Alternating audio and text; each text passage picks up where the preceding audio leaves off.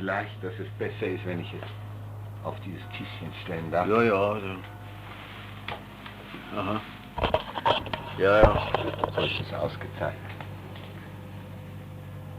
Herr Professor, ich möchte gerne alles wissen, was Sie über Freud erzählen wollen. Es mögen da diskrete Sachen sein und ich gehe gerne aus dem Zimmer heraus, da ich keine Biografie schreibe und eigentlich wissenschaftlich nicht daran interessiert bin, sondern mich nur zum Werkzeug dieser Sammlung mache. Ich weiß nicht, wie Sie darüber denken, aber ich glaube, dass die historische Entwicklung der Tiefenpsychologie einmal großes Interesse haben wird und Ihre Beziehung zu Freud und Ihre Beobachtungen Freuds, den Sie in einer so wichtigen Epoche gekannt haben, stelle ich mir vor, wird den Historiker sehr interessieren, falls es in 200 Jahren noch Historiker geben wird. Man weiß nicht, wie sich die Welt entwickeln wird.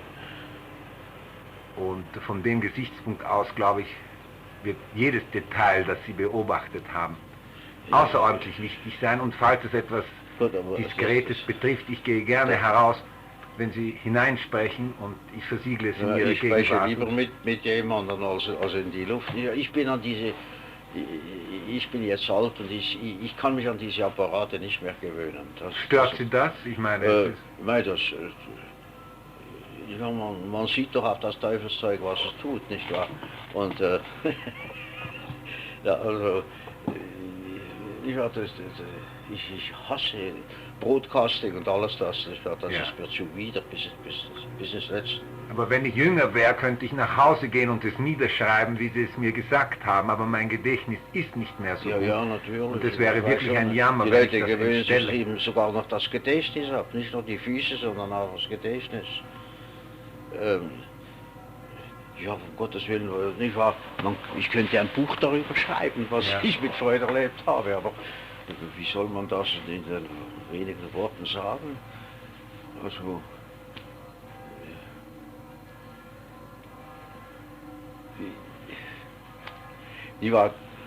Freud war ein höchst komplexes Phänomen, nicht wahr? Ein sehr interessanter Mann und mit sehr vielen Lichtseiten und Schattenseiten. Und darüber lässt sich natürlich kolossal viel sagen, nicht wahr? Aber ich war natürlich, ich meine, wenn man mit einem solchen Mann konfrontiert ist, dann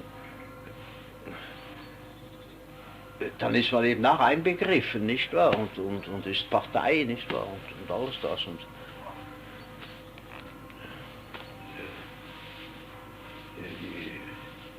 Ja, wir hatten eine sehr gute Freundschaft, bis wir eben auf die Sachen stießen, die inkompatibel waren. So war's. Und es war für ihn eine furchtbare Enttäuschung, dass ich mich von ihm abgewandt habe. Und für mich war es ja sauer. Es war eine furchtbare Enttäuschung, zu sehen, wie er dogmatisch erstarrt war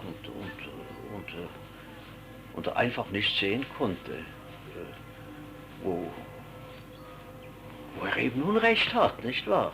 Also das war die Sache. Also ich meine, der Anlass zu meiner Trennung bestand hauptsächlich darin, dass ich konnte es mit meinem wissenschaftlichen Gewissen nicht vereinen, dass eine Technik, eine Methode mit einer gewissen Theorie verkoppelt wird. Also man kann eine gewisse Methode anwenden, ohne eine gewisse Theorie anzuwenden, nicht wahr?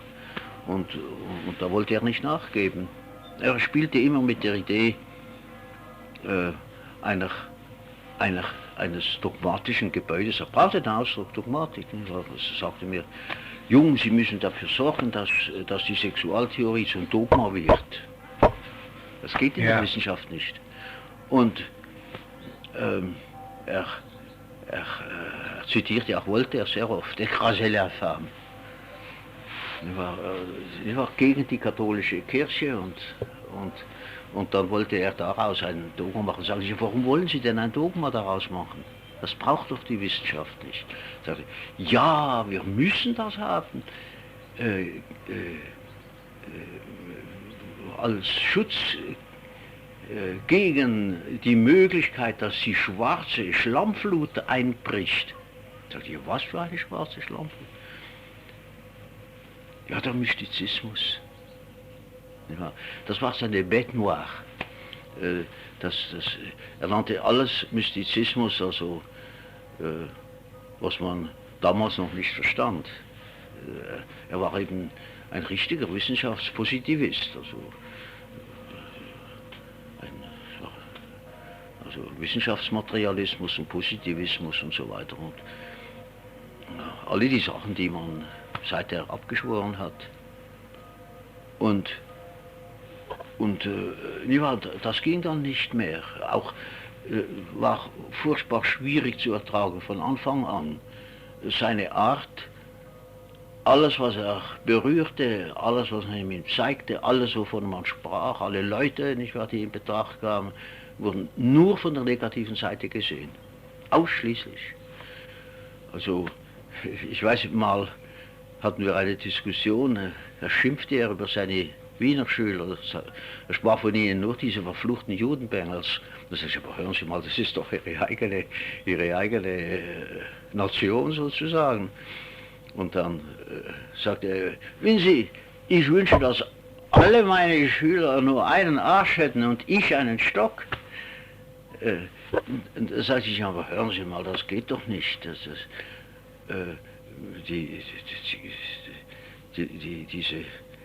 Die Leute, die haben doch auch ihre Tugenden, also, nun ja, was haben die Juden für Tugenden? Dann sagte ich, aber hören Sie mal, die Juden sind ja berühmt für ihren Familiensinn.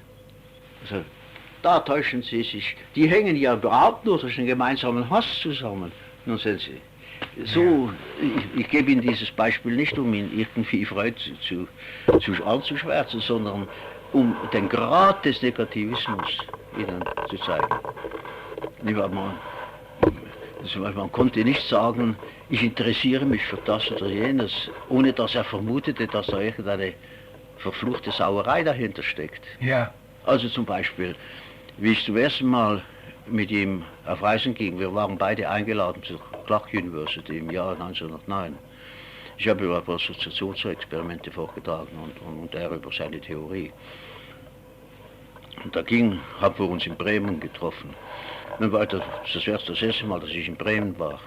Und ich hatte irgendwo gelesen von Moorleichen, die man im Norden ausgegraben hat. Ich bin früher nie im Norden gewesen, immer noch im Süden und liebte Deutschland überhaupt nicht. Aber es hat mich interessiert, ich wollte mal sehen, diese berühmten Moorleichen, nicht wahr, die so wunderbar konserviert sind, das heißt die Haut, die Knochen sind alle aufgelöst in Humussäure. Nun, waren aber in Wirklichkeit gar keine Moorleichen in Bremen, das war anderswo. Aber in Bremen sind die Leichen im Bleikeller, diese wunderbar erhaltenen Leichen aus dem 17. Jahrhundert. Und das habe ich dann herausgefunden. Und ich habe das immer gesucht, nicht wo denn die Moorleichen seien. Und die wollte ich unbedingt, also diese konservierten Leichen sehen. Nun, was haben Sie denn mit diesen Moorleichen? Warum wollen Sie denn die sehen? Geben Sie doch lieber zu, dass Sie mir den Tod wünschen. So, nicht? Und ich war natürlich ein naiver junger Mann damals und enthusiastisch und habe Freud sehr bewundert und geliebt. Und ja, das war mir natürlich ein heilloser Schock, nicht wahr, dass ich ihn den Tod wünschen soll. Und ja, und dann sind auch andere, also ich meine, er hat es wirklich verstanden, nicht wahr, wenn Sie mit jemand reden, der immer nur negative Sachen sieht, nicht wahr, immer nur negative Urteile hat, mit wenig Ausnahmen, also was er bewunderte, waren Steine, schöne Steine, oder Gemälde, nicht wahr. Aber auch da, nicht wahr, konnte er nicht verhindern zu vermuten, nicht wahr, aus welchem Dreck das entstanden sein könnte, nicht wahr, oder sah Sachen, nicht wahr, die ein anderer Mensch nicht sehen konnte und die auch höchst zweifelhaft waren. Er nahm es da nicht sehr genau. Also er war äußerst geistreich und wenn er in guter Laune war, war er außerordentlich unterhaltend.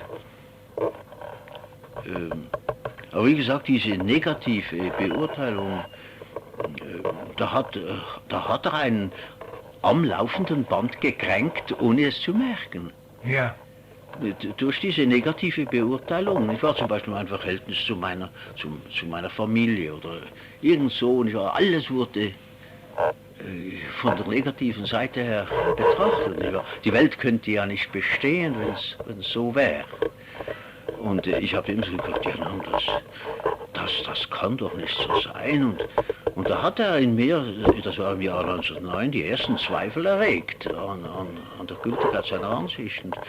Und dann hat er eben auf dieser Reise eine Neurose Manifest gekriegt, ja, die er auch schon früher hatte. Hat er mir schon früher geschrieben. Ja, sehen Sie, jetzt bin ich also fürchterlich indiskret. Gibt es Indiskretion in der Geschichte? Jo, deswegen meine ich, wenn man das jetzt publizieren würde, könnte man ja, eine Indiskretion... Indiskretion... Ja, jederzeit publizieren, nicht? Aber das ist nicht unsere Absicht. Es soll schon nach einer Generation ist es keine Indiskretion mehr. Ich glaube wirklich, dass die Historische... Also er hat mir damals geschrieben, er habe, da hat man es von London geschrieben, dort hat er es entdeckt, dass er immer, wenn er sich irgendwo fand in der Stadt, wo er vermutete, dass kein Pissoir in der Nähe ist, dann hat er einen Harndrang bekommen und Angst, er könnte den Urin nicht mehr halten. Und hat er mir geschrieben und ich habe mich gewundert, was da wohl der Grund wäre, aber also ich habe es nicht sehr ernst genommen. Und dann, wie wir nach New York kamen, ja, ich muss das noch sagen, wie wir in den Hafen von New York einfuhren, da standen wir auf der Brücke und Freud sagte zu mir, wenn die wüssten, was wir ihnen bringen. Da dachte ich, no, ja, er wird ja gleich sehen, was das Amerika tut. Und ja, er war immer nur davon erfüllt.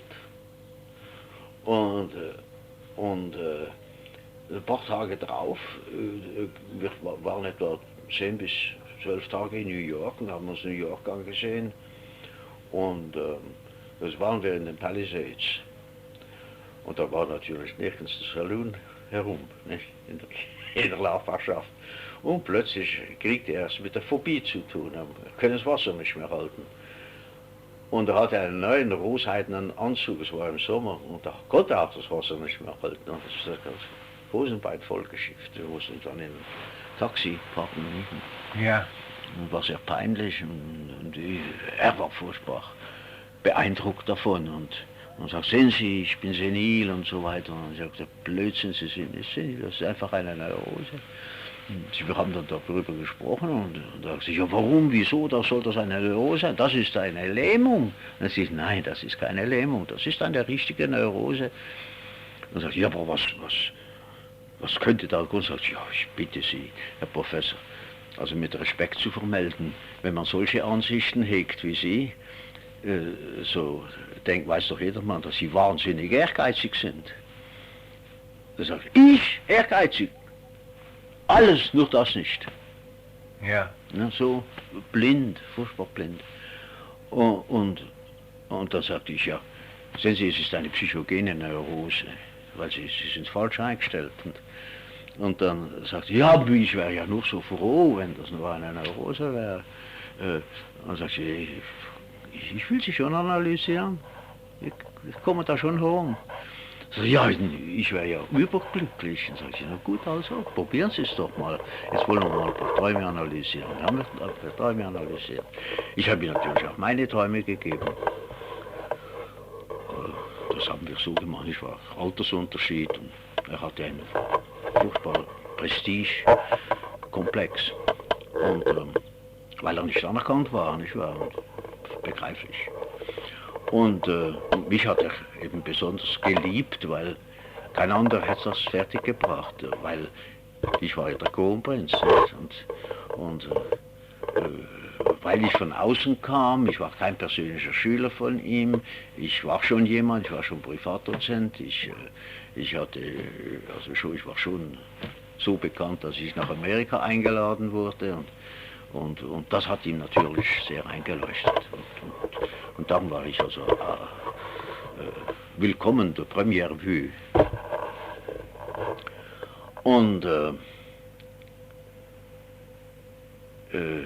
Ich habe mich also dann mit ihm analysiert und das hat sich also das übliche Material ergeben und dann kamen sehr persönliche Inhalte, sehr delikate Dinge und ich sagte zu Freud, der Professor, jetzt kommt sehr persönliches Material und ich muss es Ihnen natürlich freistellen, ob Sie davon sprechen wollen oder nicht, aber also ich bin gerne bereit, das aufzunehmen. Dann hat er sich lange besonnen und am Schluss sagte er, mein lieber Junge, ich kann meine Autorität nicht riskieren. In diesem Moment hat er sie verloren. Ja. Aber wir haben doch so viel herausgebracht, dass also das Symptom verschwunden ist. Ja? Ja, das Symptom ist verschwunden. Er war nicht mehr gequält davon. Auf der ganzen Reise nicht mehr. Solange ich mit ihm beisammen war, war ich 2 Monate zusammen. Und was wäre Ihre Vermutung, Herr Professor? Was war das Material, das er verschwiegen hat? Das sind persönliche Dinge in seiner Familie. Also, ich weiß nicht, verstehen Sie? Ich meine, was war Ihre Vermutung? Ich weiß nicht. Also, wie ich zum ersten Mal nach Wien kam, bin ich mit einer Frau hingefahren und Freud ist ins Hotel gekommen, hat Frau Blumen gebracht, also sehr liebenswürdig begrüßt und hat gesagt, leider könne er uns nicht einladen, sein bescheidenes Haus etc. Und der hätte uns ja nichts außer einer etwas ältlichen Hausfrau anzubieten. Meine Frau war furchtbar schockiert, ich natürlich auch. Und wir sind dann mal beim Essen bei ihm gewesen und Frau Freud war eine sehr nette Dame, vollkommen ausgelöscht. Vollkommen ausgelöscht. Aber die große Rolle spielte die jüngere Schwester, die auch am Tisch war. Was für eine Person war das? Oh, das war eine intelligente Person, die alles über die Psychologie wusste und die Frau nichts. Und Sie meinen, Freud hat sich geniert seiner Frau wegen? Ja, ich weiß nicht, ich weiß nicht. Also Freud hat mir nur gesagt, er halte also alles fern von der Familie. Nur ja, nichts von seiner Psychologie in der Familie.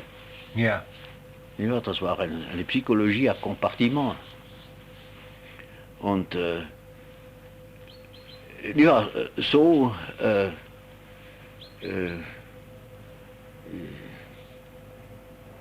ich meine, so habe ich also eine gewisse Vermutung, das Material war along that line.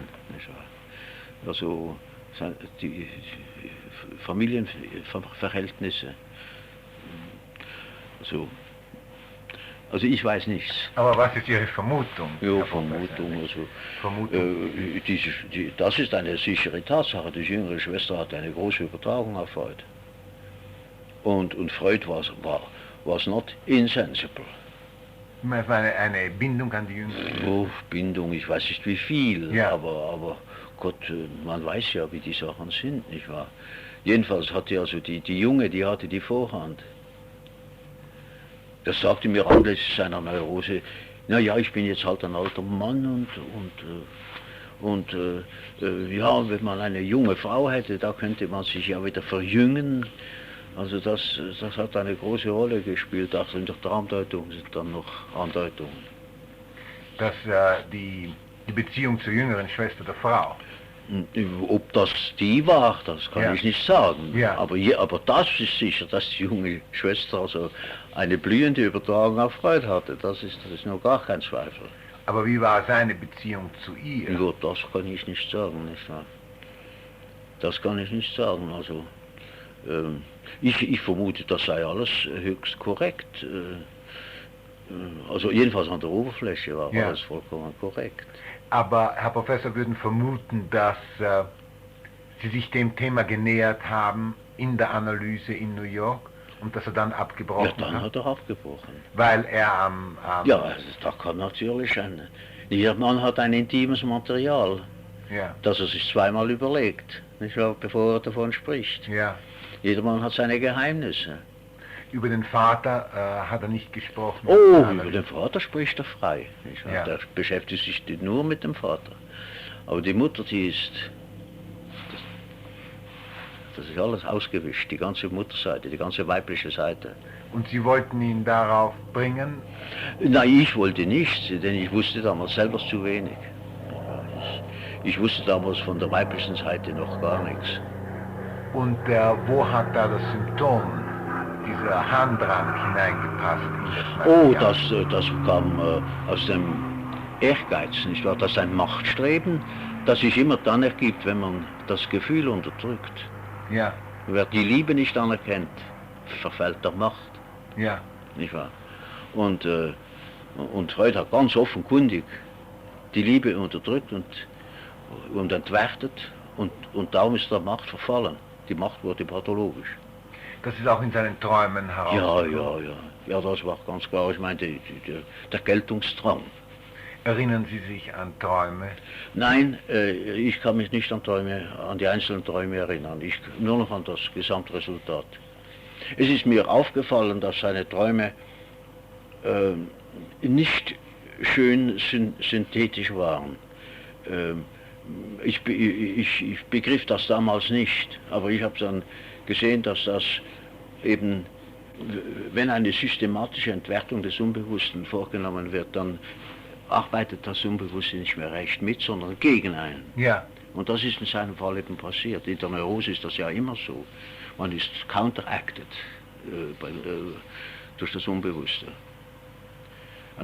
Und das war bei ihm der Fall. Und darum hat das Unbewusste so furchtbar hereingelegt. Nicht wahr? Das hat ihn entsetzlich beleidigt, dass er so öffentlich blamiert werde. Er hat gejammert und geflucht und es hat ihn furchtbar deprimiert, dieser Schock. Ja. Er hat so das Gefühl, vor ganz New York hat das Unbewusste ihn gebrandmarkt, nicht wahr? So hat er es natürlich nicht gesagt, ja, aber ja. So war die Reaktion. Ja, er hat sich beklagt, bejammert, als ich bin ein Greis, ich bin gelähmt, ich bin frühzeitig gealtert und so weiter. Es war kein Red davon. Ja. Aber ich habe also nur so weit gebracht, dass er seinen Ehrgeiz stillschweigend akzeptiert hat. Und das hat genügt, nicht wahr? Hat genügt. Aber man hätte natürlich viel weiter gehen sollen, um zu wissen, woher denn dieser übertriebene Ehrgeiz kommt. Er hat sich auch in sehr unangenehmer Weise bemerkbar gemacht. William Stern, der Psychologe von Breslau, war an Bord und hat mit mir gesprochen und wir standen an der Reling und Freud saß mehr innen auf dem Deck und dann hat er einfach in sehr unhöflicher Weise hat er mich gerufen, Jung, kommen Sie her. Mich von Wilhelm Stern einfach weggerufen, ja. und sagte dann, setzen Sie sich zu mir, die schlechte Gesellschaft verdirbt gute Sitten. Ja. So, nicht wahr? Und hat dann den Wilhelm Stern natürlich wahnsinnig vor den Kopf gestoßen. Ich war natürlich in der Patsche, nicht wahr? Ich war der jüngere Mann und ich war Freud gegenüber sehr loyal und so weiter. Und natürlich wollte ich ihm gehorchen. Hätte ich ihm nicht gehorchen, dann wäre er wieder furchtbar gekränkt gewesen, weil er ja kolossal empfindlich war. Sie haben in anderen Situationen diese Empfindlichkeit auch bemerkt? Ja, das ist also ganz unzweifelhaft. Sie war sehr empfindlich, aber auch fein empfindlich. Wissen Sie, sensitiv. Ja. Also, er hat Sachen gefühlt, gemerkt, in einer sehr feinen Art und Weise. Und konnte außerordentlich feine und zutreffende Bemerkungen machen. Sie waren allein mit ihm auf der Reise oder Ihre Frau war? Nein, Ferenczi war mit uns. Meine Frau war nicht dabei, nein. Aber Ferenczi war dabei. Und war Ferenczi da ein Störungsfaktor? Nein. Ich war der Kronprinz. Ich war oben auf. Und Ferenczi, der ging so mit. Er kam als Begleiter mit. Ich glaube, ich habe ihn noch darauf aufmerksam gemacht, auf die Möglichkeit. Ferenczi war ja bei mir zuerst und hat er die freudsche Psychologie kennengelernt, und dann ist er nach Wien. Und ich war, im Moment, wo ich mich absagte von Freud, hatte ich natürlich Unrecht, all along the line. Ich war dann ganz unwissenschaftlich und alles, was man sich denken kann. Aber Freud, er hat sich durch seinen Ehrgeiz, hat er sich also, das war eine schlimme Sache bei ihm. Also, zum Beispiel, seine Abhandlung über die 13 Fälle von angeblich traumatischen Hysterien. Ich habe gesagt, ja, sagen Sie mal, Herr Professor, sind Sie sicher, dass diese Leute Ihnen auch die Wahrheit gesagt haben? Woher wissen Sie, dass dieses Trauma stattgefunden hat?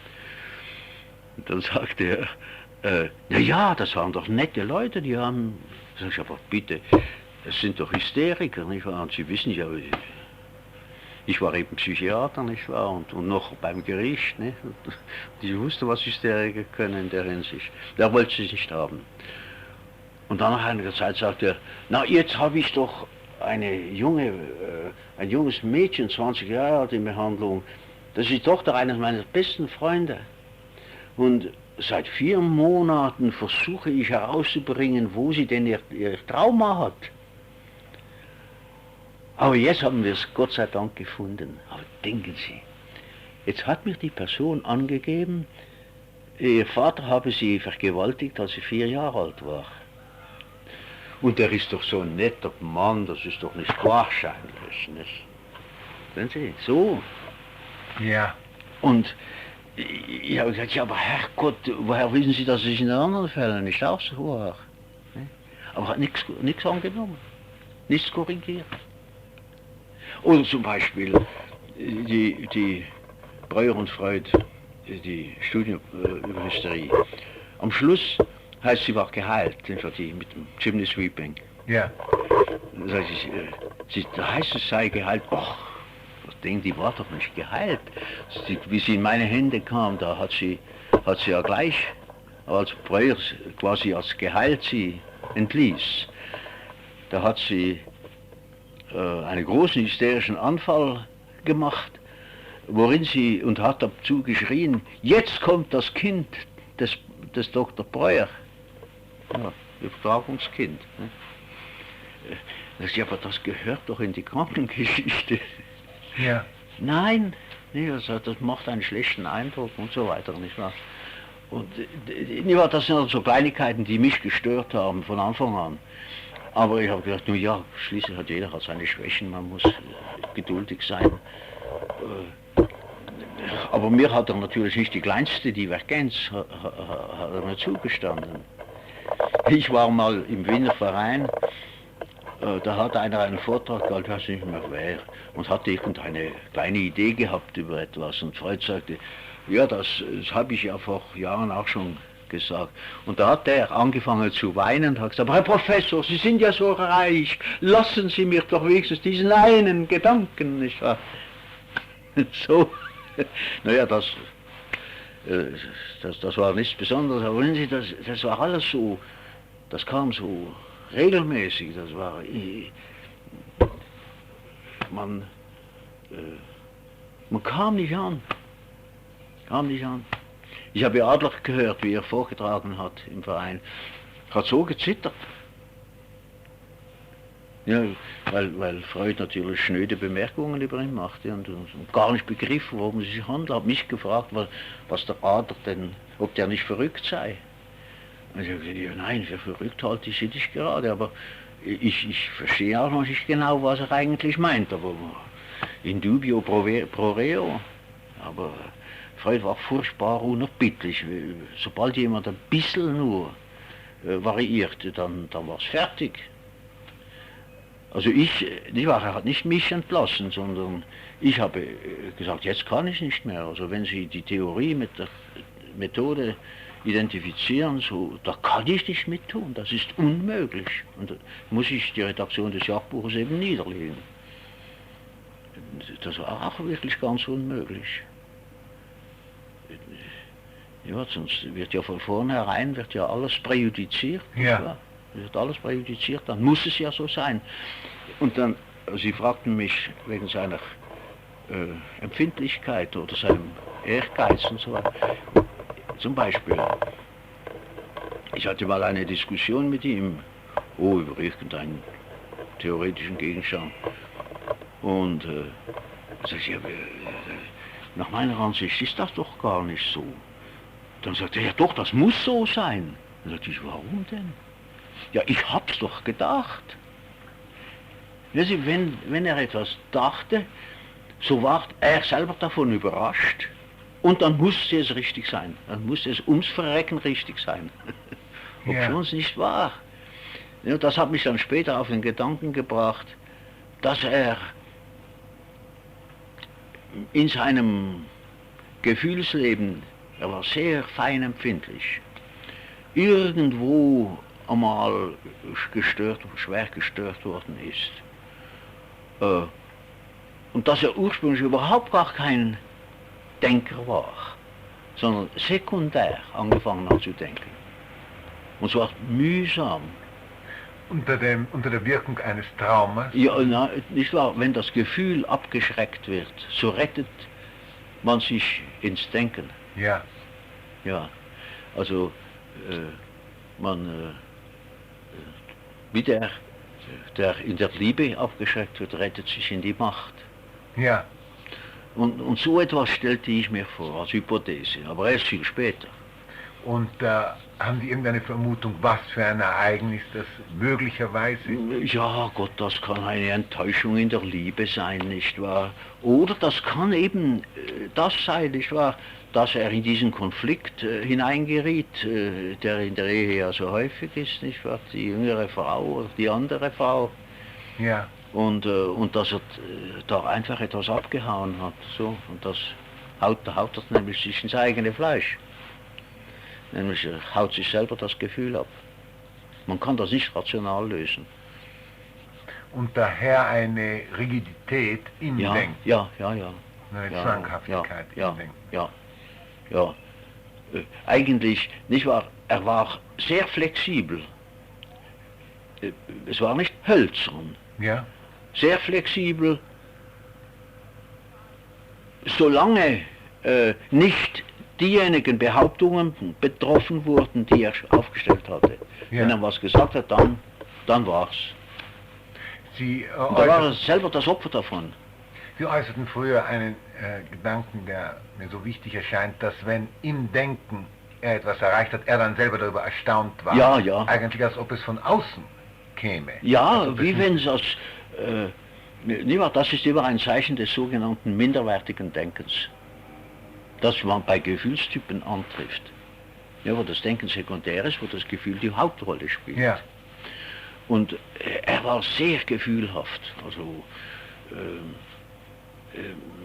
er verstand es ausgezeichnet mit den Leuten. Also, ich meine, wenn es ihm drauf ankam.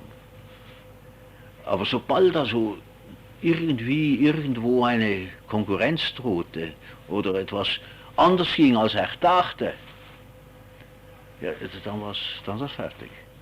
Aber nicht wahr, er konnte alle Gefühlszustände bei anderen wunderbar begleiten. Also dort war er bewundernswert.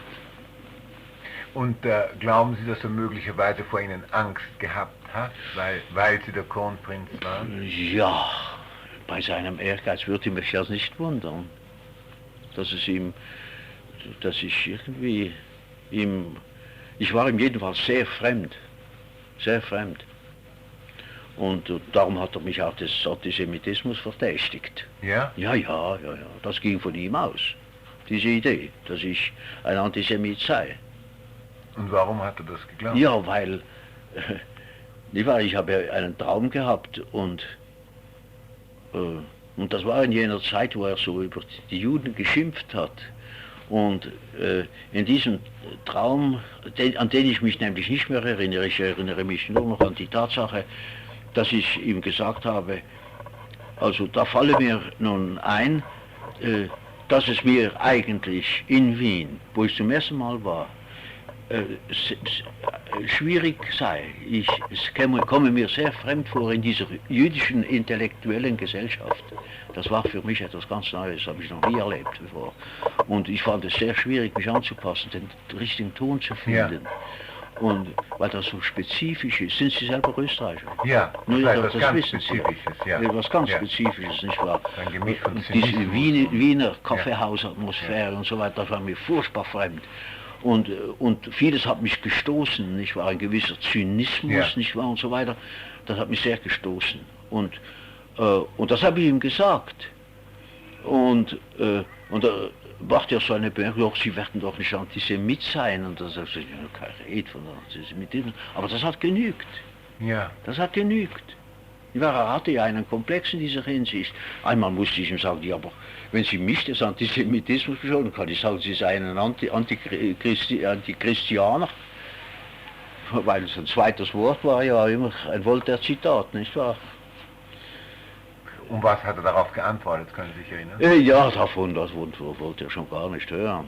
Ja, ich meine, man kommt ihm kaum ihm nicht wohl bei. Ja. Ich war der Einzige, der noch, der auch den Mut hatte, nicht wahr, weil ich unabhängig war, die anderen waren ja alle abhängig. Nicht wahr? Ich hatte einen Patienten durch ihn. Einzig der Radler, aber der hat einen Affenschiss gehabt vor Freud. Furchtbare Angst. Herr Professor, haben Sie Patienten analysiert, die vorher bei Freud waren? Oh ja, ja, ich habe, die selber bei Freud waren. Die vorher bei Freud waren. Da waren einige, ja. Einige. Haben Sie da Einblick gewonnen in die Technik, die Freud angewendet hat? Oh ja, ich habe ja selber eigene Erfahrung, habe bei mir Träume analysiert auf dieser Reise. Ja. Und da habe ich gesehen, wie er arbeitet. Habe ich gesehen. Können Sie das beschreiben? Naja, ich meine, innerhalb seiner Theorie, also ich meine, innerhalb jenes Erlebnisgebietes, das durch seine Theorie abgesteckt ist, ja, jede Theorie steckt ein Gebiet ab, und innerhalb dieses Erlebnisgebietes, da war seine Analyse absolut to the point. Aber wenn etwas kam, das nicht in diesem Gebiet drin war und das eine andere Betrachtungsweise eigentlich erfordert hätte, da war es aus, nicht wahr? Also ich kann ja ein solches Beispiel sagen, ich erinnere mich zufällig noch, ich hatte einen Traum, der mir einen sehr großen Eindruck machte, auf jener Reise, unter dem Eindruck dieses persönlich zugespitzten Misstrauens und der Unterbewertung, nicht wahr, wie ich Ihnen vorher geschildert habe. Da hatte ich einen Traum. Ich war in einem Zimmer im Stile, etwa in diesem Stile, 18. Jahrhundert. Und es war sehr schön, es war auch ein sehr schönes altes Haus, wie ich das Gefühl hatte. Ich war im ersten Stock und es hieß, das sei mein Haus. Und ich war sehr erstaunt und erfreut und dachte, na, das ist ja wunderbar.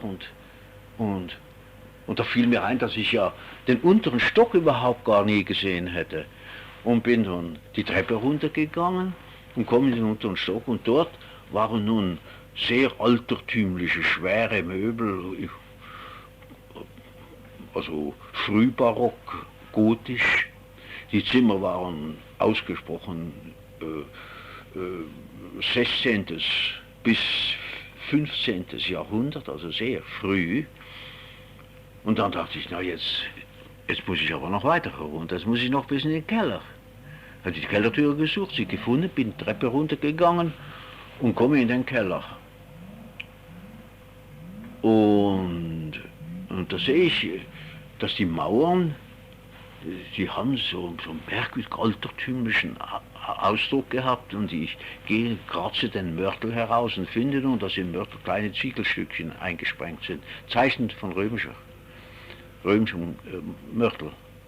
Da dachte ich, Donnerwetter, das sind ja römische Fundamente, und das hat mich fasziniert. Und dann schaue ich auf den Boden, da waren große Steinfliesen und da war ein Ring drin. Da ging ich hin Mit aller Kraft konnte ich den Stein heben und da war eine kleine Treppe, die ging hinunter in eine Höhle. Und in dieser Höhle lagen zerbrochene Scherben, Knochen und 2 bis 3 Schädel. Und ich wusste, das ist ein prähistorisches Grab. Da dachte ich, ja Gott, das reicht ja bis in die Prähistorie hinunter. Nun, meine große Emotion war natürlich, ich hatte das Gefühl, das ist Psyche. Das ist die Psyche. Ja. Oben das Bewusstsein, dann kommt unten das Mittelalter und dann kommen wir sogar noch in die Prähistorie hinunter. Und das war für mich noch wichtig, nicht wahr? Aber um aus dem Persönlichen herauszukommen, in das Objektive. Und ich habe den Traum mit Freud durchgenommen. Und ich habe ihm also so erzählt, wie ich Ihnen den Traum erzählt habe. Und er hat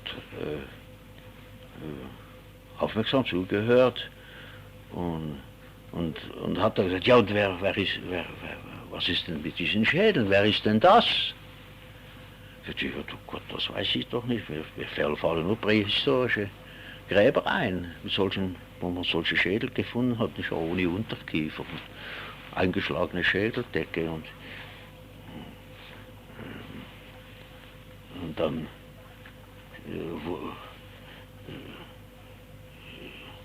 ja, fällt Ihnen da niemand ein? Wem wünschen Sie denn den Tod? Sagte ich, wünsche niemanden den Tod. Ja, doch, ich wünsche doch jemand den Tod, wenn Sie da ein Grab entdecken. Diese Schädel bezieht, Sie müssen sich doch auf etwas beziehen. Ich wünsche doch niemand den Tod. Und dann hat er herumgeraten und schließlich hat er mir proponiert, das sei wahrscheinlich ein Wunsch. Meine Frau, das sei meine Frau, nicht wahr? Das passte natürlich auf den ganzen Charakter des Traumes eben nicht. Ja. Der Traum heißt ja etwas ganz anderes, nicht wahr? Ganz anders. Und ich war nicht in der Lage, ihm zu zeigen, dass der Traum etwas ganz anderes heißt. Sie meinen, in dem Moment ist eine neue geistige Konzeption eigentlich eingebrochen? Ja, nicht wahr, diese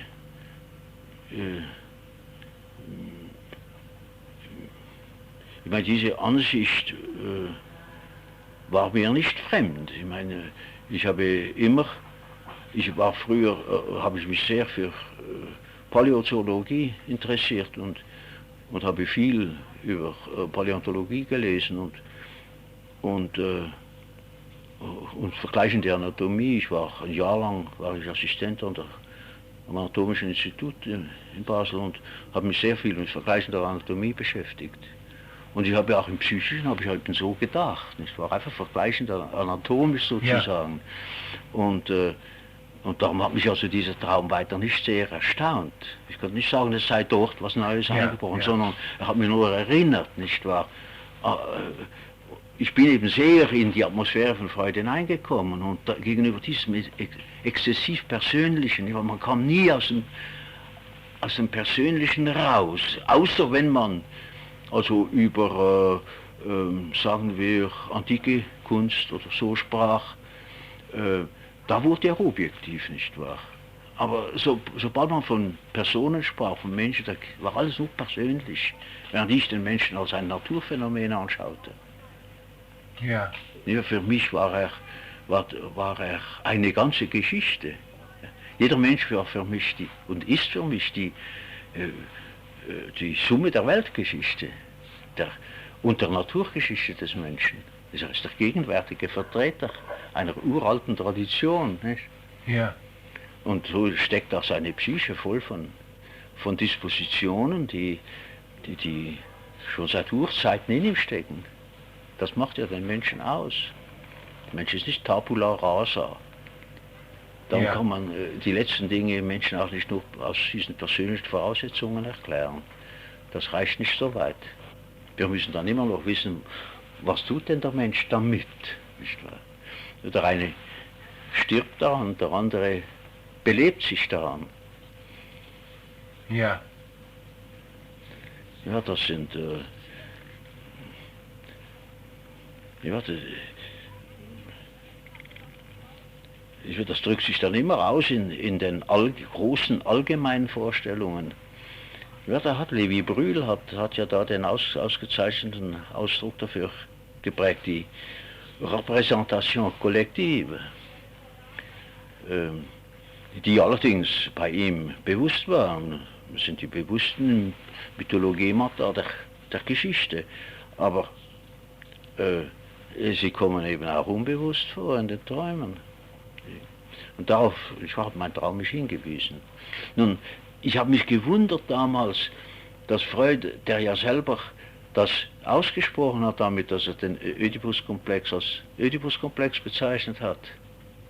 Allerdings also sehr zu Unrecht. Aber immerhin war es ein Versuch, bezeichnender Versuch, einen persönlichen Konflikt in terms of history auszudrücken, auch in sociological terms.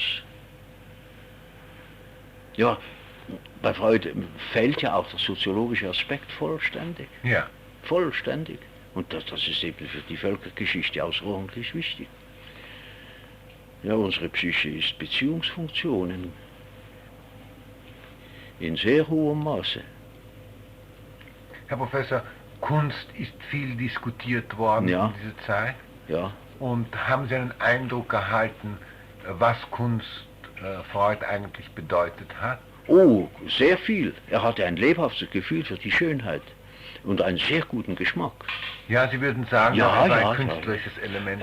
Ja, unbedingt. Er hat einen sehr feinen Geschmack für schöne Dinge. Namentlich schöne Jades, schöne Steine. Und wieso dieser Mangel an Verständnis für Musik oder Freude an der Musik? Ja, haben Sie etwas beobachtet? Ich meine, das geht ja bei mir auch so. Ich bin aus einer musikalischen Familie, aber ich scheue mich vor Musik. Ja? Ja, ja. Weil, weil Musik macht mich sehr müde. Und Freud war vielfach sehr müde. Wissen Sie, Leute, die viel hören müssen, ja, wie Freud oder jeder Analytiker, nicht wahr? Der kann nicht mehr viel Musik hören. Das ist interessant, daran habe ich nie gedacht. Ja, ja. Er war abends, dann immer noch, denken Sie, 8 Stunden oder so, oder mehr. War so müde, dass er natürlich nicht mehr hören konnte. Ja. Das ist zu viel. Aber, also, ich bin nie mit ihm in dieser Hinsicht bekannt geworden. Ich meine, nie in einem Konzert gewesen oder so mit ihm.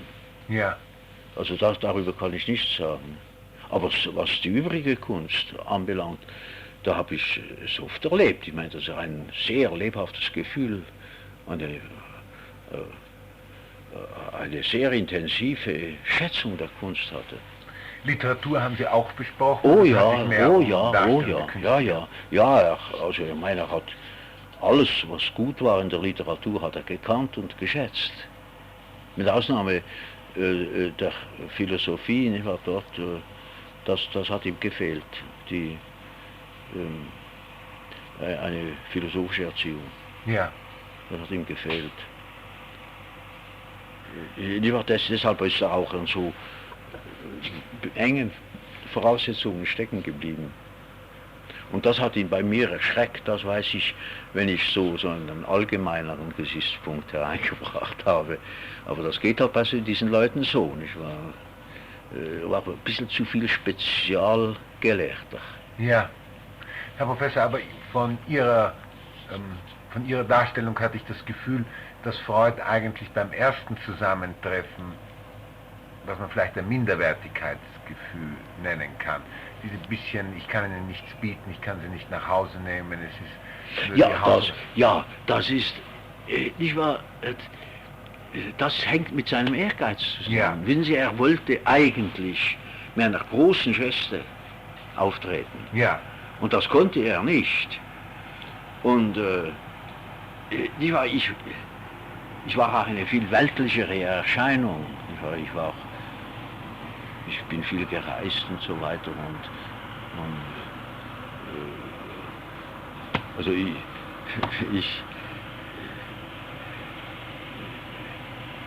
wir haben so als Weltleute gegolten, nicht wahr? So. Und er war eng, nicht wahr? In der Berggasse, da saß er eben und hat dann immer gesehen, nicht wahr, dass andere sehr viel mehr Geld verdienen und so weiter. Und er hat sehr darunter gelitten, dass er nicht anerkannt ist, nicht wahr? Er musste sein Leben schwer verdienen, nicht wahr? Und natürlich war er dann etwas zu beschränkt, nicht wahr? Das ist ja klar. Seine Manieren waren gut, denn er kommt ja eigentlich aus einem kleinbürgerlich-jüdischen Ja, das merkte man. Das merkte man. Ja, also ich meine, nicht in diesem Sinne, dass er geistig eng oder beschränkt gewesen wäre, gar nicht, sondern nur in einer gewissen Ängstlichkeit vor der Welt. Ja. Er riskierte sich ja nie an einen Kongress und vertrat nie seine Sache öffentlich. Ja. Hatte immer Angst davor. Also Amerika, das war das Erste. Das ist das erste und einzige Mal. Ja. Sonst hatte er Angst, nicht wahr? Er war zu empfindsam. Ich verstehe Er hat das. über diese Angst mit Ihnen gesprochen? Er hat es nicht zugegeben, sondern er hat es dann dahinter versteckt, dass er die anderen eben für Dummköpfe erklärte und Übelwoller und so weiter. Ja, aber diese anfängliche Angst hat Freud anscheinend überwunden im Kontakt mit Ihnen, denn er hat Sie dann nach Hause eingeladen. Oh ja, natürlich, ja, das war keine wirkliche Angst, die er hatte, sondern das war nur eine Art von Verlegenheit, nicht wahr, am Anfang. Eben, wir sind in einem sehr guten Hotel abgestiegen und so weiter. Und es war eine schöne Eingangshalle und roter Teppich und Palmen und Gott weiß was, nicht wahr? Aber bei diesem ersten Zusammentreffen hat Freud Sie nicht eingeladen, das war erst später. Das ist erst später gekommen. Können Sie sich erinnern, wie lange Sie damals in Wien geblieben sind? Ja, wir waren 14 Tage in Wien. Am ersten Tag haben wir 13 Stunden ununterbrochen miteinander gesprochen. Aber nein. Ja, 13 Stunden lang. Ich habe ihn sondiert bis auf den hintersten Knopf. Und das war sehr interessant, sehr interessant. Was war der Eindruck an dem ersten Tag? Ja, ich habe bis zu seine Grenzen vorgestoßen. Bis wir an seinen Wissenschaftspositivismus herankamen. Und doch kamen eben die philosophischen Grenzen. Und ich habe das sehr bedauert.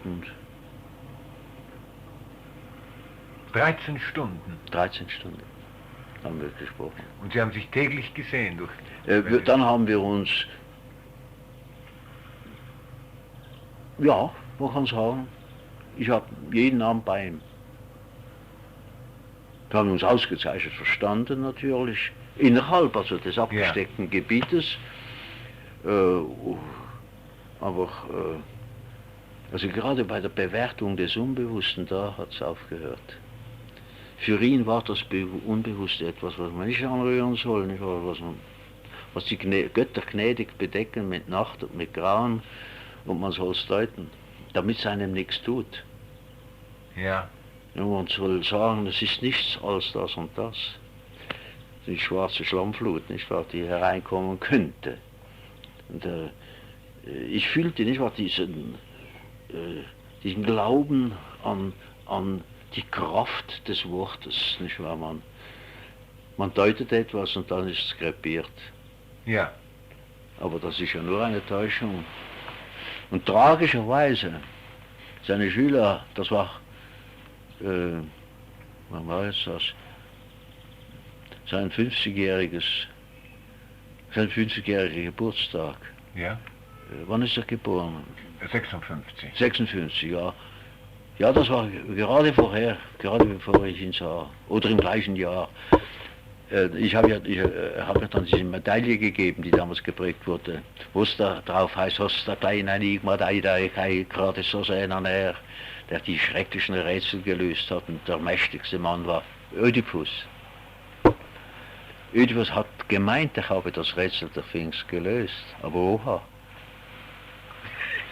hat sie mir nicht gelöst, es ist ein Kinderrätsel, das die damaligen Athenienser amüsierte.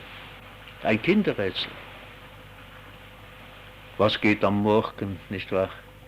Auf 4, am Mittag auf 2, am Abend auf 3 Beinen. Ja, das weiß doch jedes Kind. Und damals waren in Athen solche Questiones Crocodilinae an der Tagesordnung. Es gibt noch andere.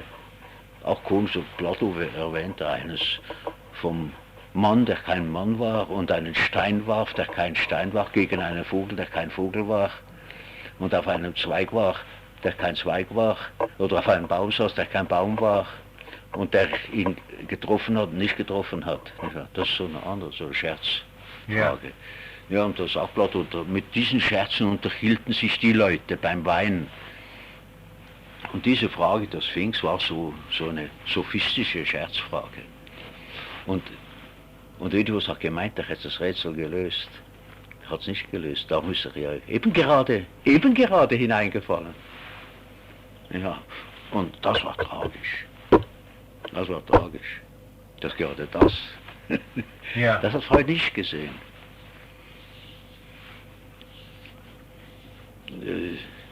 Aber schließlich, Gott, was sieht man nicht wahr? Also, das hätte mich alles weiter nicht gestört. Das irren kann jeder, und wer sich nicht irren kann, das ist ein trauriger Kerl. Und wer etwas tun will in der Welt, wird sich auch immer irren. Und aus der Irrtum kommt die Wahrheit. Aber wenn man darauf beharrt, nicht wahr, dann ist es schlimm. Ich meine, man kann auf sowas nicht beharren. Also mir war es ein furchtbarer Verlust. Also ich bin jahrelang nicht drüber weggekommen. Aber es ging einfach nicht mehr. Es war unmöglich. Und Freud hat keinen Versuch gemacht, Nein. Ich habe ihn später noch einmal geschrieben, habe meinen Patienten geschickt. Und, aber ich habe nie mehr von ihm gehört. Ja, war furchtbar verbittert dann. Das hat ihn furchtbar enttäuscht. Ich vermute, dass vielleicht ja, der Adler ist ihm ja weggelaufen, Rank ist ihm weggelaufen, Stekel in einem gewissen Sinn. Und dann ist schließlich ja die ganze Schule ist ihm ja weggelaufen. Keiner hat die Freudsche Forschungsrichtung fortgesetzt. Ja. Ich bin der Einzige, der seinen Lieblingsgedanken fortgesetzt hat, nämlich die Historie der Psyche. Und ich wurde ja verketzert, weiß der Teufel wie. Und Freud selber hat mich verketzt, als ich es tat. Weil das begreife ich, es ist einem schmerzlich, wenn jemand das Material anrührt, was einem selber zunächst liegt. Das ist ja begreiflich. Also ich habe es auch gemerkt, ich habe einen sehr begabten Schüler, Neumann, in Tel Aviv. Das ist eigentlich ein bedeutender Kerl, und der fasst mein Material an und tut was damit. Denken Sie mal, was die Unverschämtheit. Aber ich habe keinen Krach mit ihm. Ich meine, hat er sehr gute Sachen hat er geschrieben. Sehr gute Sachen. Wissen Sie, wenn man so überholt wird, für jemand, der vorne dran war, das ist nicht leicht. Ja.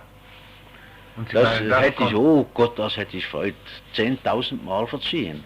Aber er machte mir das Leben unmöglich damit, dass diese Identität, diese Kuppelung vollzog, die jeden Fortschritt verhinderte. Ja. Ja, dann war es nicht eine Auffassung, eine andere Auffassung, das war dann ein feindseliger Akt gegen ihn. Ein Widerstand, es war nur ein Widerstand. Als Widerstand hat man etwas anderes gesagt, anstatt dass er gewogen hat, was man sagt. Wenn er es gewogen hätte, so hätte er ja sehen müssen, dass ich genau dasselbe tun, was er ja schon angefangen hat. Was habe ich denn anders gemacht? Nicht wahr? Er hat gesagt, sehen Sie, meine Herren und Damen und Herren, hier haben wir also einen Fall mit einem Mutterinzest. Naja, das ist der alte Herr Ödipus. Ne? Was habe ich denn anders gemacht? Ja. Was das? Aber als es dann so dick kam, als es noch viel mehr zeigte, er hat ihn als Vaterkomplex verstanden natürlich, während es in Wirklichkeit ein typischer Mutterkomplex ist. Der Vater ist ja nur sekundär. Auf jener Stufe ist der Vater ja nur sekundär, es ist ja eine matriarchale Stufe. Das hat Freud dann viel später. Ja, viel später. Mit dem Prä-Ödipus eigentlich wettmachen wollen. Ja, viel später, aber das gilt dann nicht mehr. Ja. Aber damals nicht wahr, hat er das nicht sehen wollen. Nun, er fühlte sich überholt, nicht wahr? Und das ist natürlich schmerzlich. Ich versuchte ihm die Pille so viel wie möglich zu versüßen, aber hat nichts genützt. Ich habe dort, wie ich Wandlungssymbole der Libido schrieb, das war das kritische Buch, da habe ich plötzlich nicht mehr schreiben können, weil ich das Gefühl hatte, jetzt kommt was Freud nicht verstehen wird. Und meine Frau hat gesagt, ach, das ist doch dummes Zeug, natürlich, der Freud wird das doch ohne weiteres verstehen und zugeben und so weiter. Sag ich, nein, ich bin sicher, ich habe für 2 Monate keine Feder mehr anrühren können, weil ich einen solchen Konflikt hatte. Ich wusste, wenn ich das Buch fertig schreibe, dann wird meine Freundschaft zu Freud zum Teufel gehen.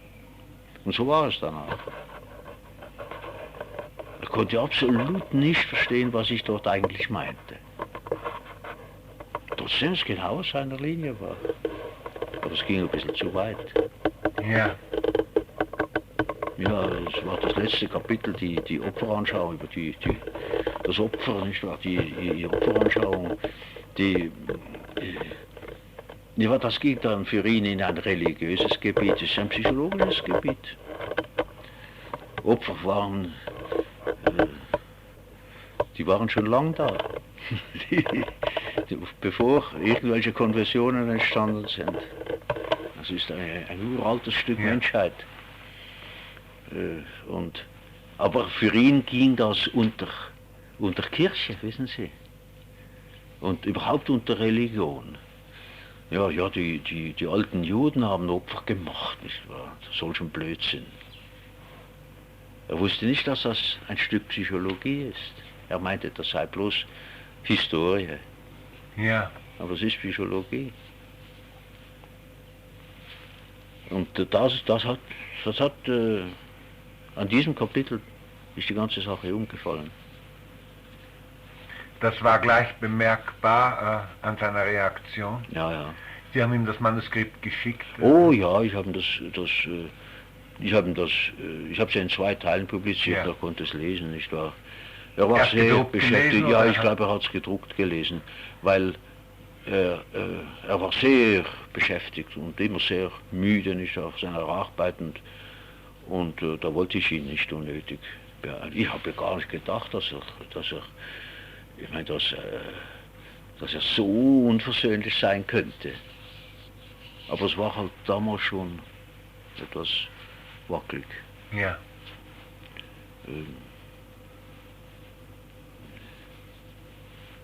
Er konnte offenbar nicht über eine gewisse Grenze hinweg.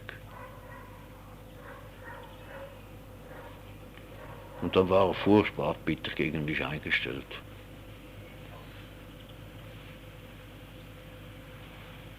Obwohl ich also, wie gesagt, der Einzige bin, der seine Arbeit wirklich fortgesetzt hat. Und halt zu etwas anderen Ergebnissen gelangt bin, aber es ist ja nicht sehr wahrscheinlich, dass der Mensch durch einen Instinkt bestimmt ist, sondern der Machtinstinkt, der spielt eben eine so große Rolle wie der Sexualinstinkt. Und es gibt noch eine ganze Menge von anderen Lastern, die auch eine sehr große Rolle spielen. Gott ums Himmels Willen.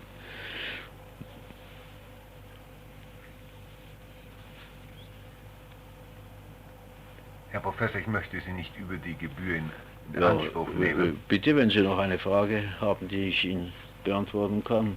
Wenn ich mir etwas anderes ausbieten darf, so wäre es, ob ich nächstes Jahr wieder anklopfen darf. Wofür? Für eine kleine Unterredung. Ja, worüber? Dass wir fortsetzen, Über Freud. wenn es Ihnen recht ist. Ja, der ist jetzt ausgelaufen. Das hat sie gar nicht gefreut. Mir war es sehr peinlich. Ja, sie war, wie Sie wissen, die Leute waren ja damals sowieso sehr negativ auf ihn eingestellt. Und meine Frau hatte auch so nicht gerade ein sehr positives Gefühl für ihn. Und dann musste ich sie begütigen, weil die Ehre der Frau war in ihr gekränkt. Ja, dass Freud so von seiner Frau spricht, nicht wahr? Das war wesentlich ungeschickter. Er war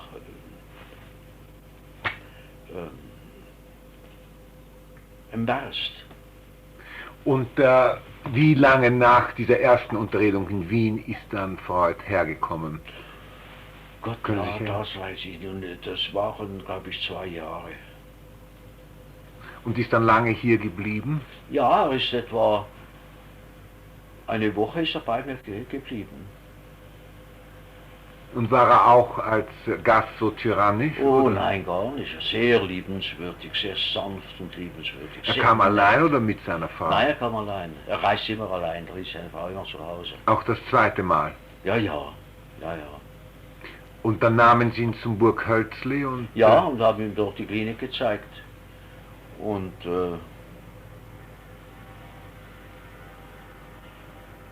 ja, wir sind dann ein paar Ausflüge gemacht oder so. Also sehr viel Wesentliches ist dort nicht passiert und haben sehr viel gesprochen, nicht wahr?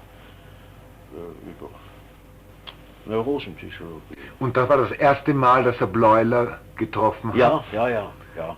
Und wie hat er auf Bleuler reagiert? Ja, also, nicht wahr, Freud war nicht gerade entzückt von Bleuler. Und Bleuler war auch nicht gerade eine entzückende Persönlichkeit. Er sah sehr hässlich aus und hatte eine seltsame Art. Nicht? Und Freud war nicht gerade charmiert von Bleuler. Aber ich meine, sie sind also. Und wie hat Bleuler auf Freud reagiert? Ja, Bleuler hat überhaupt persönlich nie reagiert. Dass es gesagt hätte. Ja. Das ging bei ihm alles hinten herum, war ihm unbewusst, er wollte es nicht haben, weil Bleuler war ein sehr merkwürdiger Mensch. Seine Schwester hatte eine schwere Katatonie. Ja? Ja. Ich hatte sie auf meiner Abteilung. Und er war eben, ja, so ein bisschen merkwürdig. Ja. Und Fleur Noir? Oh, Fleur Noir, das war eine ganz andere Proposition, nicht wahr? Fleur Noir. Der alte Fleur Noir? Ja, das war der alte, ja. Das war ein sehr feiner Mann, ein Gentleman, Genfer, Aristokratie kann man sagen. Und sehr gebildeter Mann, ein Freund von William James, wir waren große Freunde. Und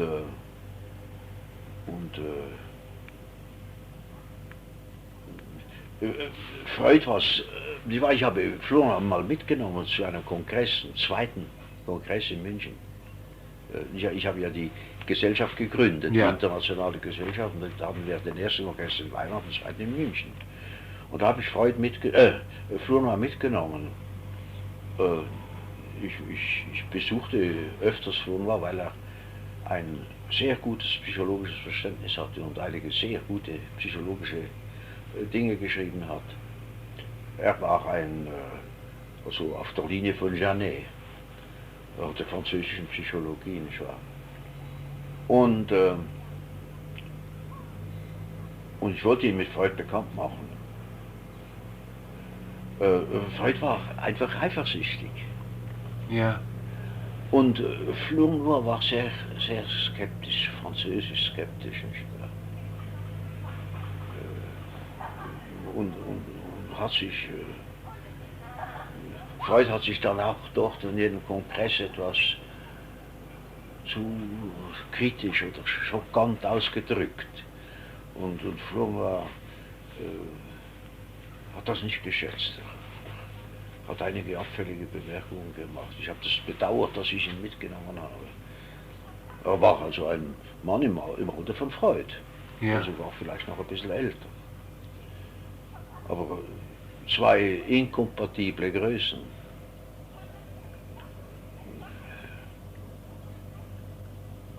Ja, die Einseitigkeit von Freud die war dem Flournoy sowieso nicht sympathisch. Und dann die Art, die der Franzose eben nicht versteht, nicht wahr? Das versteht der Franzose nicht. Damals hat Freud auch Ricklin kennengelernt. Ricklin? Hat hier gearbeitet. Ja, Ricklin. Ja, Ricklin hat ihn hier kennengelernt, wie er bei mir war. Ja. Ricklin. Ja, das war auch so ein Fall. Der hat er ist dann nach Rheinau als Oberarzt gekommen und die Landesirrenanstalt Rheinau und dann ist er hierher gekommen und hat eine Praxis aufgetan und dann hat er sich vollständig verloren. Das hat ihm direkt den Kopf gekostet. Hat dann eingebildet, er sei ein Künstler und erst 15 Jahre später, so 10 Jahre später, hat er sich erinnert, dass er ja eigentlich ein Doktor ist und ist auch finanziell und so weiter, ist alles bergab gegangen und das war eine tragische Sache und er ist dann früh gestorben. Hier in Zürich? Herzleiden, ja. Am Anfang war er ein sehr versprechender. Ja, war vielversprechend. Er hat sehr gut gearbeitet unter Leitung. Kaum war er selbstständig, ist nicht mehr gegangen. Ja. Und in der Praxis ist bald nicht mehr gegangen, weil er hat einfach die Orientierung verloren. Ja. Er wurde angesteckt von seinen Patienten. Ja. Sehr merkwürdig. Er hat einfach nicht selbstständig arbeiten können. Ja, als Oberarzt mit einem Direktor über sich ist es ausgezeichnet gegangen. Herr Professor, wie Sie Freud durch das Burghölzli genommen haben, haben Sie da Beobachtungen machen können, wie er auf Psychosen reagiert? Oder was seine persönliche Beziehung, seine psychotischen... Ja, es war immer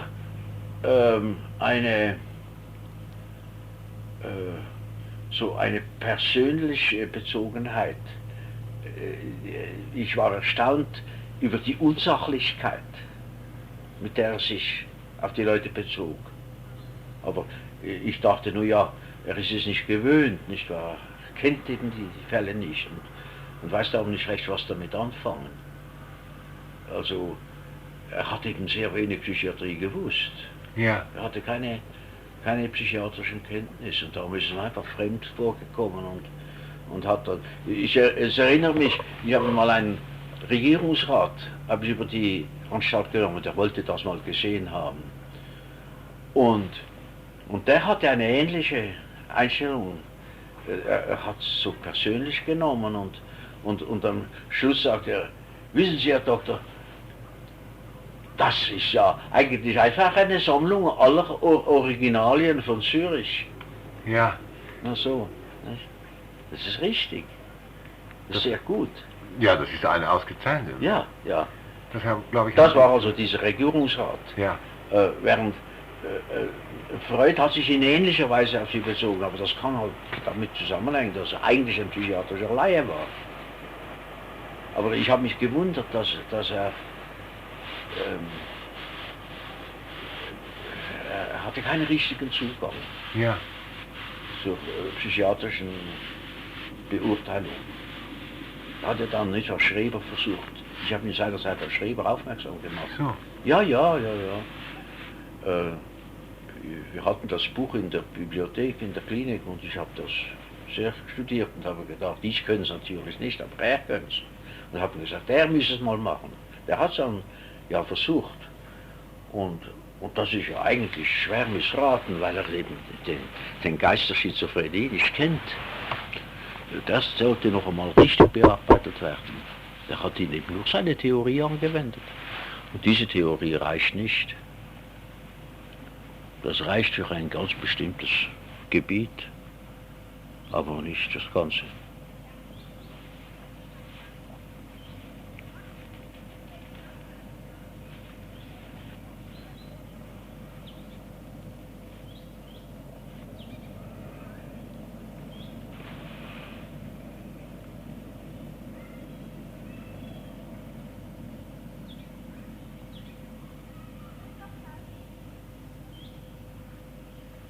Interessant war mir bei Freud sein ängstliches Verhältnis zur Parapsychologie.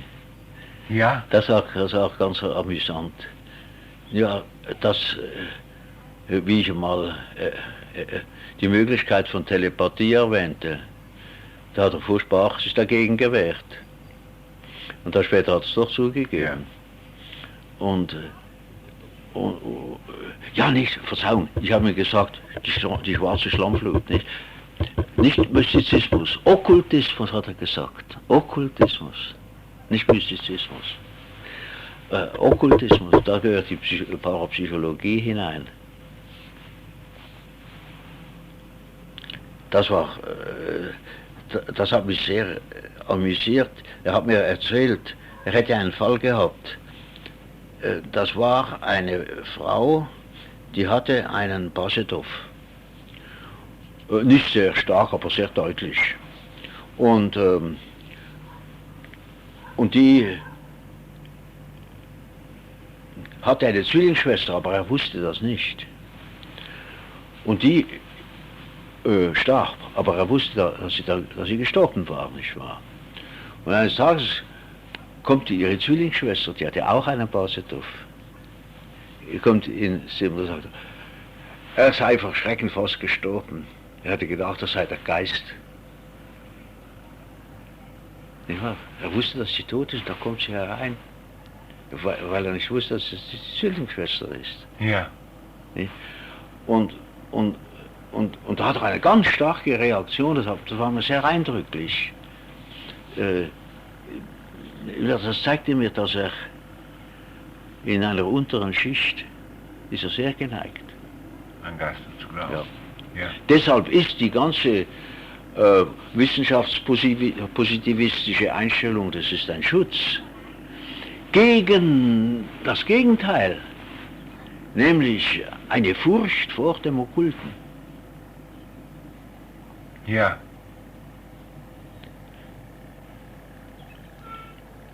Da mag dieses Erlebnis liegen, von dem Sie früher gesprochen haben, oder das Gefühl und das Denken. Ja, also meine ich, also bitte, das ist eine ganz unverbindliche Vermutung. Ja, ja. Das ist, dass ich das gedacht habe, die Übertragung seiner jüngeren seiner Schwägerin, die habe oder sei ihm nicht uneindrücklich geblieben. Ja. Es ist auch schwer, nicht wahr, wenn jemand so neben einem ist mit einer solchen Übertragung. Sie war eine hübsche Person und geistig sehr lebendig und ganz so courant von seinen Ideen. Sie hat ihm auch Sekretärdienste geleistet. Das ist sehr leicht möglich, nicht wahr? Und dass da irgendetwas schiefgegangen ist. Sie finden ja Andeutungen in der Traumdeutung von einer Sache, die schiefgegangen ist. Es sind dort einige sehr interessante. Oder ist es bei den Versprechen und Verlesenen dort? Also jedenfalls irgendwo ist, ich habe es nicht mehr genau in der Erinnerung, da ist ein Fall, wo so eine Situation vorkommt, wo einer möglichen Gravidität, Aber wie gesagt, das kann alles Ja. blöde Vermutung sein. Ich weiß also gar nichts, aber das ist also sicher, die Übertragung seiner Schwägerin ist todsicher. Ja. Das kann jede Blinde sehen. Und die Frau daneben vollkommen ausgelöscht. Entdicht. Das war bei jüdischen Frauen sowieso sehr leicht möglich. Weil naja, das ist halt keine falsche Psychologie. Das Also kann das man auf der Seite lassen. Herr Professor, warum wollen Sie es mir nicht sagen? Ach nein, nicht wahr, das hat ja keinen Zweck, nicht wahr, aber ich meine nur, also diese Entdichtung, dieses Nicht-Ich-Sein und dann kompensatorisch erst recht Ich-Sein, das ist typisch die jüdische Frau. Darum sind so viele so laut, nicht wahr? Weil sie sich zur Geltung bringen müssen, weil sie nicht sind. Und weil also, ja, es ist in der männlichen jüdischen Psychologie, aber bitte denken Sie nicht, dass das Antisemitismus sei, sondern das ist einfach objektive Feststellung. Ich könnte Ihnen über französische Psychologie reden, oder über die italienische, oder über indische, oder was Sie wollen, was ich kenne. Die haben alle auch ihre Eigentümlichkeiten, nicht wahr? Und das Eigentümliche ist, mit dem ich habe sehr viele behandelt, sehr viele jüdische Frauen. Mir ist immer aufgefallen, diese Entdichtung. Entweder zu viel oder zu wenig. Aber das zu viel ist immer eine Kompensation von zu wenig. Nämlich nicht die richtige Aufmerksamkeit. Irgendwo fehlt was. Und das Interessante ist nun, dass historisch sind die jüdischen Männer allbereits die Bräute Jahwes, die Weiber Jahwes. Ja. Ja, das Volk, das sind die Männer, die männliche Gesellschaft, ist das Weib Jahwes. Und das heißt also psychologisch, steht über der jüdischen Geschichte dieses Symbol, nämlich dass die Männer vom Gotte als Frauen gebraucht seien. Infolgedessen sind die Frauen irgendwie obsolet, nicht wahr? Sie sind irgendwie auf der Seite. Man weiß nicht, das ist eine Verlegenheit. Eine merkwürdige Verlegenheit, die drückt sich darin aus. Ja, die Stellung der Frau im Judentum ist sehr eigenartig und sie kommen wirklich zu kurz. Ja. Und das äußert sich in dieser Entdichtung. Und das war noch Frau Freud all over. Ja, er war nur mit seinem Vater beschäftigt. Ja. Er kannte nur männliche Psychologie. Ja, die weibliche Psychologie sagt, ja, aber man muss doch das auch ernst nehmen, was sie sagen. Was die Frauen sagen, das sind doch auch Menschen, nicht wahr? Ja, wenn man das ernst nehmen will, dann würde man ja gleich verrückt. Das war, was er sagte. Das war einer unserer ersten Diskussionspunkte. Er sagte, Sie haben keine weibliche Psychologie. Natürlich nicht, weil nämlich seine Psychologie, da war das Weibliche schon inbegriffen. Fälschlicherweise. Oder historisch gesprochen richtigerweise, nicht wahr? Der männliche Vertreter des Volkes war das Weib Jahwes. Ja, sodass man im Studium der Frauen eigentlich nichts Neues finden kann, sondern es aus der männlichen Psychologie erklären können muss. Und das ist nicht der Fall. Ja. Die Frau ist eine Proposition in sich selbst. Ja. Und es ist ja merkwürdig, ich habe ja zuallererst über den Mutterkomplex geschrieben. Und doch einfach darum, weil der Vaterkomplex, der war bei Freud so aufdringlich, dass ich das Gefühl habe, damals hatte, ihr darüber etwas Neues sagen zu können. Ich habe eine kleine Schrift darüber geschrieben, über den Vaterkomplex, und ganz auf der falschen Linie, absolut. Und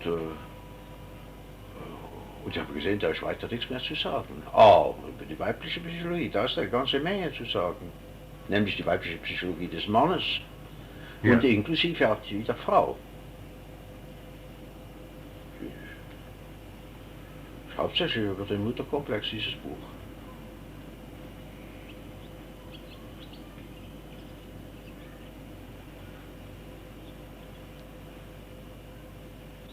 Herr Professor, ich bin Ihnen sehr, sehr dankbar. Und Bitte? Sie haben mir sehr viel konzentriert gegeben. Darf ich ein Jahr darüber nachdenken? Ja, bitte. Und Das bleibt nachsehen. Bleibt Ihnen unbenommen. Nachsehen aber ich nächstes möchte Jahr, ob... wünschen, nicht wahr, dass Sie diskret sind. Nicht wahr? Herr Professor, wenn eine Indiskretion mit dem Archiv passiert, muss sie mich umbringen. Weil mir so viele Leute getraut haben, dass Ja. das einfach furchtbar wäre. Wenn die kleinste Indiskretion, Ja, das wäre wirklich schrecklich. ich Denn bin Sie so waren, oft bin ich darüber gefragt worden und so viele Stücke habe ich, also Einzelsachen habe ich Ja, nicht ja. erzählt, nicht, aber ich habe es nie in dieser Vollständigkeit erzählt. und Relativen Vollständigkeit. ich bin überzeugt, Sie haben noch viel mehr zu sagen. Ja, gut. Und Ja, ich meine, sehen Sie, das führt dann in die Auseinandersetzung Ja. hinein, nicht wahr? Also was ich Ihnen jetzt gesagt habe über diese jüdische Psychologie, nicht wahr?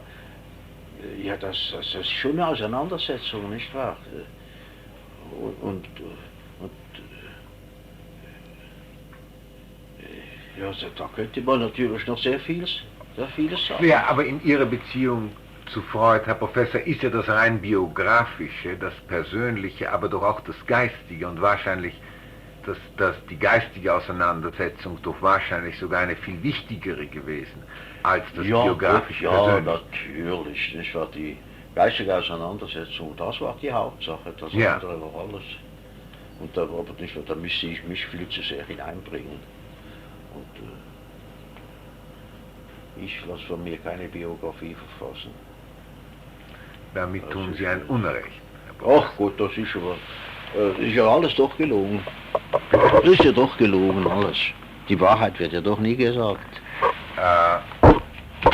Manchmal- Erst einmal weiß man die Wahrheit nicht. Zweitens, wenn man sie weiß, sagt man sie erst recht. Denken Sie an die Biografie von Washington.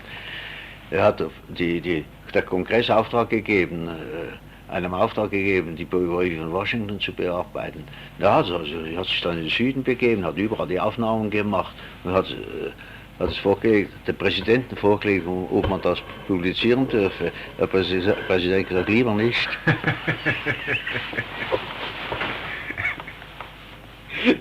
Da ist eine solche Chronik skandalös zum Vorschein gekommen. Und wer könnte so etwas richtig sagen? Nicht wahr? Das sind ja die intimsten Dinge, nicht wahr, die man ja gar nicht sagen kann. Das sind ja Geheimnisse, nicht wahr? Nur die Leute, die noch so naiv sind, dass sie meinen, der Mensch sei bekannt. Der Mensch ist das Allerunbekannteste. Ja. Die Leute können noch hoffen, eine Biografie zu schreiben. Also gerade die zum Beispiel ein Leben Jesu meinen, verfassen zu können. Wie der Upton Sinclair, dieser Narr. Ja, das kann man doch gar nicht.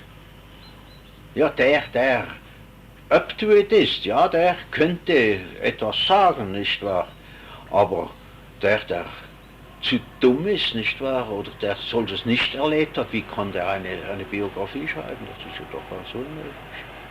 Zum Beispiel meine Auseinandersetzung mit dem Unbewussten, wer könnte darüber schreiben? Man könnte darüber noch absolut Unzulängliches schreiben. Sie könnten darüber Ja, was ich konnte, das tat ich, aber es gibt so viel mehr, was ich nicht kann. Ja, Was Sie nicht sagen wollen, Herr Professor. ja, was ich nicht sagen kann. Aber deswegen, Ja, nicht wahr, das ist zu gefährlich, wissen Sie. deswegen wäre es ebenso Zu wichtig. gefährlich. Sie haben doch auch ein Archiv, Herr Professor. Nein, Warum Sie nicht diese Sachen niederschreiben und sagen, man soll sie in 100 oder 200 Jahren lesen? Jeder hat sein Geheimnis, aber nach 200 Jahren gilt es nicht mehr. Wir könnten heute über Shakespeare alles wissen, das würde... Dann wird es vorher durch eine Indiskretion doch bekannt, wird alles verdreht, nicht wahr? Und Na, also wir haben mit der Library of Congress eine Vereinbarung, die ist absolut unmöglich. Ja, ja, das glaube ich schon, das betrifft. glaube ich schon. Und man soll es nicht mit einer privaten Universität machen, sondern mit einer staatlichen Stelle, weil Ja, natürlich. eine private Universität kann immer ja, jemanden ja, hineinlassen, aber eine natürlich. staatliche Stelle, das Ja. Oh nein, ich habe nichts wie ein Archiv. Ich schreibe auch nie eine Biografie, fällt mir nicht ein Traum ein. das ist aber ein großer Verlust, ein großer Verlust. Nicht wahr, das ist ja nicht einmalig, sondern das ist nur relativ einmalig. Was jetzt nicht gesagt wird, kommt wieder. Wir sind ja, nicht mal die Kinder sind ja von uns, sondern aus dem ganzen Stamm. Ja, Und so aber ist auch unser Geist, nicht wahr, ist ja nicht von uns. ich glaube, Wir Herr beherrschen Professor, ihn nicht, sondern doch, wir... dass Sie das große Privileg gehabt haben, in einer einmaligen historischen Situation zu sein. Weil das kann sich nicht wiederholen, dass etwas Bestimmtes So, im Menschen ja, so, entdeckt wird. gerade so wird es sich nicht wiederholen. Gerade so. Aber Die Menschheit wird wieder Neues entdecken, aber das, was damals neu entdeckt wurde, kann eben nicht wieder neu entdeckt werden. Und ja, deswegen aber ich meine, glaube ich, ist es unendlich wichtig. dieser Typus ist irgendwie, der war schon oft. Und der wird auch wieder sein. Ja, der Typus schon, aber die Situation. Ja, ich meine, diese Situationen waren natürlich, wenn Sie das persönlich ansehen oder spezifisch, nicht wahr, war es natürlich einmalig, das ist richtig. Aber ja, ich misstraue so sehr der menschlichen Berichterstattung, also man kann sich täuschen, man kann etwas verdrehen, man kann es in irgendeiner bestimmten Beleuchtung erscheinen lassen. Und das ist mir so ekelhaft, weil ich das so x-mal, wissen Sie, bis zum absoluten Überdruss erlebt habe. Ja, dass man etwas so genau wie möglich darstellt, sogar belegt. Unter anderem ist ein Dummkopf und verdreht's, nicht wahr? Ja. Verdummt's, nicht wahr? Deswegen soll es, glaube ich, auch der Gegenwart vorenthalten sein, denn die Gegenwart verdreht. Ja, das auf Nach alle 50 Fälle. Jahren Das auf alle Fälle. ist es verschieden. Das auf alle Fälle. Aber zum Beispiel diese Begegnung von Ihnen und Freud, das ist wirklich etwas historisch Einmaliges und ja, also jedenfalls sollte haben wir, nicht vernachlässigt werden. Waren wir selber erstaunt, nachts um 1 Uhr festzustellen, dass wir 13 Stunden lang Da muss doch wirklich gesprochen viel hätten. vorgegangen sein. Ja, da ist eine ganze Welt vor sich gegangen. Und wenn man da ein Stückchen und über das rekonstruieren, hinaus noch, da sind Dinge passiert. Ja. Mhm. wenn man da doch ein Stück rekonstruieren kann, das ist doch etwas, das soll doch nicht vernachlässigt werden. Ja, dort war alles schon drin. Ja. Das alles, was später gekommen ist, da war alles schon drin. Auf beiden Seiten war alles schon drin. Da hat er einen großen Schock bekommen von mir und ich habe den großen Schock von mir bekommen. Das heißt von mir, von meinem Unbewussten. Und dort war alles schon drin.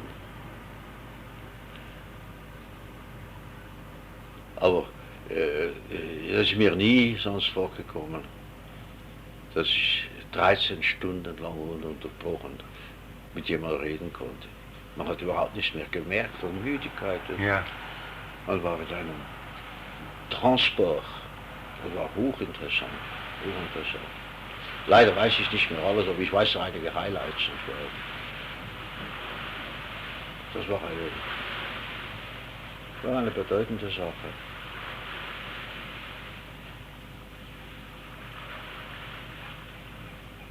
Es ist ja oft so, dass bei der ersten Begegnung, da ist alles schon da. Das ist etwas sehr Merkwürdiges, ja. Also das ist so wie mit der Geburt. Bei der Geburt ist alles schon da. Ja. Alles schon da.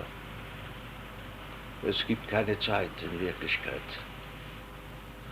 Zeit ist nichts. das merkt man bei solchen Gelegenheiten. Es gibt Momente, wo sie vollkommen zeitlos sind. Ja, wir haben ungefähr gleichzeitig auf die Uhr geschaut. Ne? Um Gottes Willen, es ist schon 1 Uhr. Ne? Und dann habe ich gesagt, ja, wann haben wir denn angefangen? Das weiß man an einem Sonntag. Und da waren es 13 Stunden. Das ist wirklich eine intensive Begegnung. Ja, ja, das zeigt, nicht wahr, welchen Umfang, welche Tiefe er hatte. Nicht wahr, Gott, wenn er nur über sich selber weggekommen wäre, nicht wahr? Aber das war dieses neurotische Element, nicht? Ja. Wenn er über das weggekommen wäre, ja, ich wäre ja verrückt gewesen, nicht wahr, jemals etwas anderes zu wollen. Aber mit ihm zusammenzuarbeiten.